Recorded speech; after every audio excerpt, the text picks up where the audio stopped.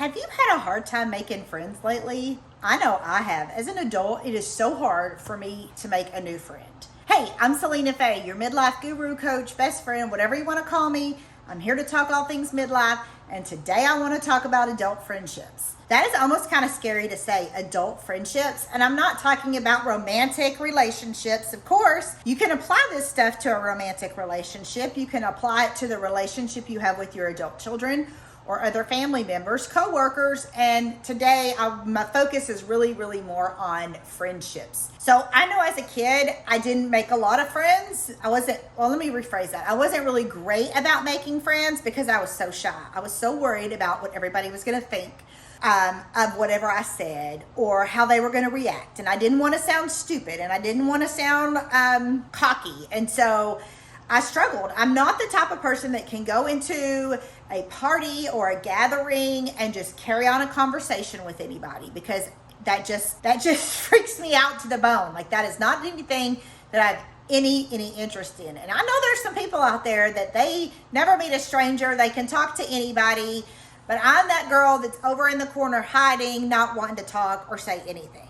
So the friendships I have developed in my life have usually happened by circumstance. And what I mean is, when I was going to nursing school, I made a group of friends. We studied together, we cheered each other on, we hung out outside of school, and those were my friends. I made friends with my kids' friends' parents while my kids were at their school activities, whether it was baseball, football, cheerleading, practices, games, events, fundraising, whatever it was we were doing. I had those people, those parents that I talked to, and we were friends. I did a lot of volunteering at the school and the PTA. Those women, usually the same women every time, we became friends. Some may say acquaintances, some may say friends. I'm going to say friends. And then obviously anywhere I've worked in my life, that is who usually becomes one of my closer friends because we just naturally are friends with the people we're around a lot more. So have you noticed that you made a friend at a job and then you leave and get another job, or maybe they leave and they get another job and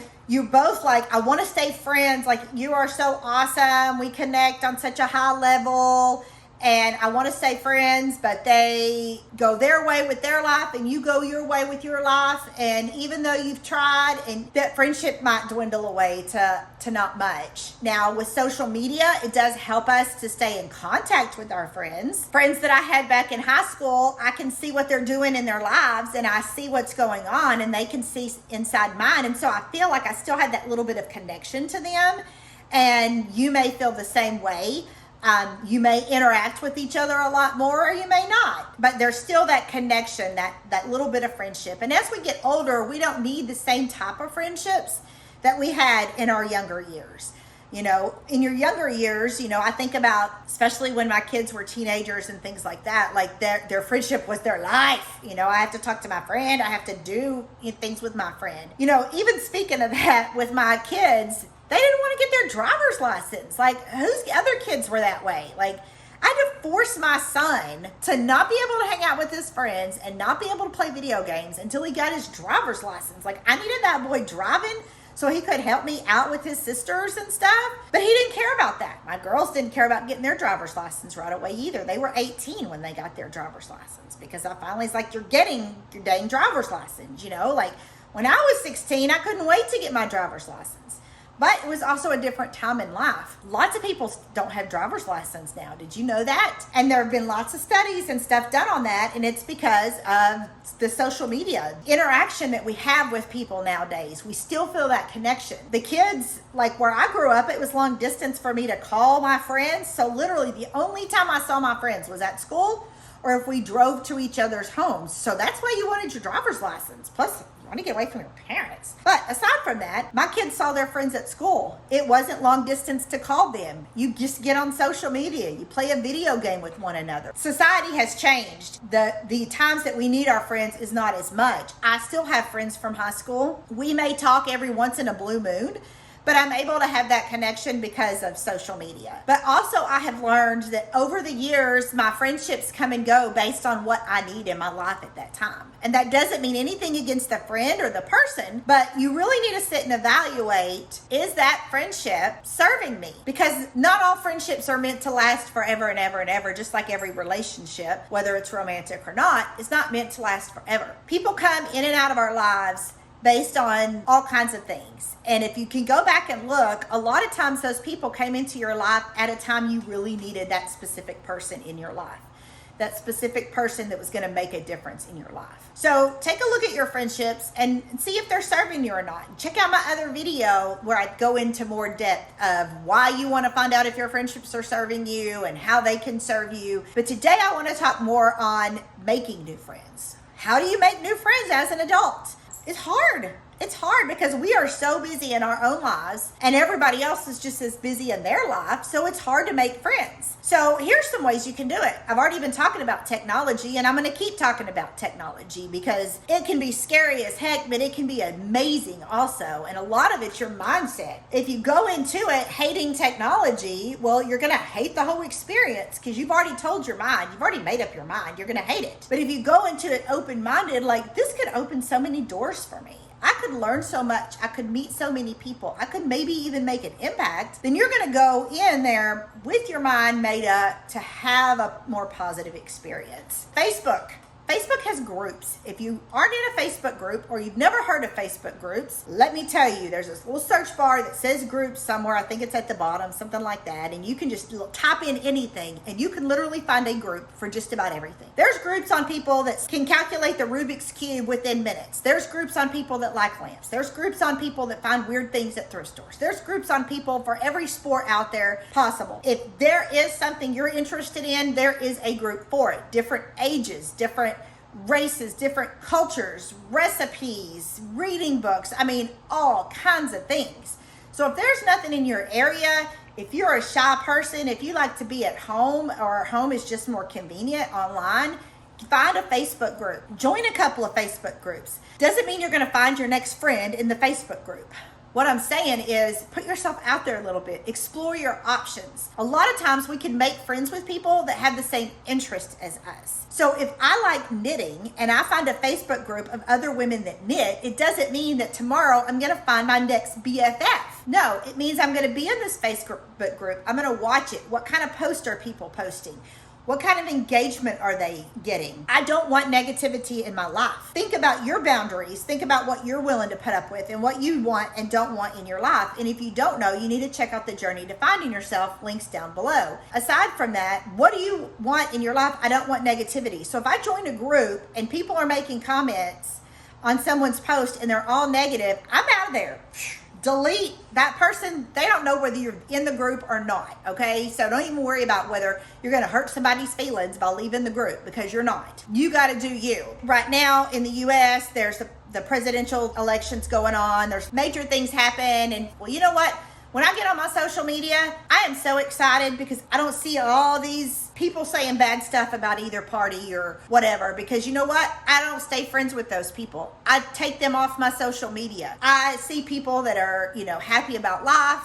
They're sharing their experiences, their family, their loved one, positive things. That's what I choose to have in my life. So when you join a Facebook group, just sit there for a little bit, see what people are saying, see what kind of posts, what things people are asking. Maybe you have the answer. Maybe you can give the answer. Maybe after seeing in the group and you see that it's a safe place and you can make comments and you can express your feelings and somebody's not attacking you because they have nothing better to do with their life, then maybe you'll feel like opening up. I have the Facebook group Midlife Girlfriends, and it is where you can do just that. You can just talk about anything in midlife and everybody's supportive in there. And if someone is negative, I boot them out of the group because I don't want that in my life. I also have the Good Midlife membership where we have Zoom calls once a week where we talk to each other, we encourage each other, sometimes more than once a week. We're building each other up. We're working every day to be just a little bit better than the day we were before. And it's all encouragement, and it's all people that are in the same stage of life as you. Fixing to be an empty nester, maybe you're currently an empty nester, or maybe you've been an empty nester for a long time. but we have the same struggles and the same concerns. And it's great to be part of something and feel that you're not alone. If you don't have that friend that brings that to you, then you can make some new friends by joining different groups. And that's what I'm saying. There's tons and tons of groups out there. Join a group. If you don't like it, get out and join another one. It's not a big deal. You're not hurting anybody's feelings. You need to go into something that you enjoy. There's a couple of apps, Eventbrite, where people post on there. It's local things you can do in person and online. Maybe somebody's doing a workshop teaching people how to paint. Maybe somebody's doing a workshop teaching you how to knit, something like that. There's an app called Meetup. I have not used it. I do not know anything about it. From my understanding, it is kind of like a dating app, except it's not. It's for people to meet, maybe somebody you might have in common. You can have coffee. There are, I'm sure, other apps online for things like that. Even dating apps. Obviously, you want to go in there talking to people that you have interest in, but it doesn't mean every person you talk to is somebody that is going to be someone you go on a date with, or that person is the right person for you, but maybe it's a good friend. I've met a couple of men that way, that it's just like, okay, we are great friends, but relationship wise, dead. There's nothing there going on. Also, what in your local area is there? I live in a small town, so we don't have a ton of things, but what volunteer options are there out there? You may meet a friend that way. You might not. So don't go into every one of these things thinking, I'm fixing to make my next friend. Go into it thinking, this is something I enjoy. This is something I want to pursue. And if I might make a new friend this way, that's even an added bonus. So if you don't like animals, don't go volunteer at the animal shelter. Like, be real. But if you want to learn how to paint, maybe there's one of those paint classes where you sip wine and you paint. Festivals, what kind of things are you into? And find something that is like that. I was watching the show Outlander and loved it and was just fascinated by the Scottish culture. I thought there's got to be a festival around here that would have the games they play, where I can try some of the food, So I looked online and I found one. It was a couple of hours away from me. So I did have to have some expense with that, travel, preparation, but I went to it. I was disappointed they didn't have Scottish food. It was more like your typical funnel cakes and fried foods. I was bummed about that, but the rest of it was great. There was a lot of people there that spoke Scottish. I love the accent. They played the old games that they played back in the day in Scotland. I don't know if they do now. There was tons of beer, all kinds of different beers. I'm not a drinker, but there were people really enjoying it, and Scottish music, and it was just really, really cool to engage myself in that. Now, I went with a friend, so I wasn't looking to make new friends, but you could make some new friends that way. So there's always something out there and available. What do you collect? My massage therapist was telling me that he went to a convention this past weekend for horses. And I'm like, oh, okay, tell me more about that. I'm not a horse person, but let's conversate. And it wasn't real live horses. It was miniature horses. They were collector items, and they were made from real life racing horses, I guess, kind of like you would make a doll for a NBA player or something like that. But he's like, this convention was full of thousands of people that all collect these horses, and there were more for sale, or you could trade yours in and out. It was the first time he had been. There's an option. What do you collect? Find a group of people that collect the same things. I had a patient was at their house, and there were all these board games everywhere. And I'm like, I can tell you guys really like board games. And they're like, oh yeah, we love playing board games. But these weren't your typical board games. It wasn't like Monopoly and Chutes and Ladders and things like that. These were games I've never heard of. And when they started talking to me about them, they were way over my head. And I'm like, oh, this is difficult. And they're like, yes, we like playing board games. And years ago, we found a group online that liked to play board games. And once a week in the area they lived at, they would all go to different people's houses. They'd play different board games. And then they found a convention. It was in Dallas, I believe, was the convention. And every year, this hotel put on this convention for board games. And you'd walk in the hotel and there'd be tables set up all over the place of different board games. And then there'd be a sign. One sign said, teach me how to play. And one sign said, I will teach you. And so you go sit down at any game you wanted to, and you put up the sign that you want. And if it's that you want to learn how to play the game, then somebody would come along that can teach you. And you just sit there and you just learn how to play this game. And they said they had made so many friends, and now this is such a big group, they do cruises now. You know, what are things that you're interested in? What are things that you want to learn? What are things that you can go out and make a difference in? Any of those things, whether it's in person or online, are great ways that you can make new friends. Is there a local YMCA or a fitness gym? If you like doing that, get an animal even. You know, take your dog to the dog park and you can meet other people that have dogs and maybe strike up a friendship that way. So yes, it's harder to make friends as adults, but it is possible, and you've got to go into it doing something that you enjoy, taking that, and maybe you'll make a new friend or two. Check out my other video on determining whether that friendship or relationship is truly serving you and if you really need it anymore. Check out the show notes, leave me comments, let me know weird ways you've made friends, and until next time, take care of yourself.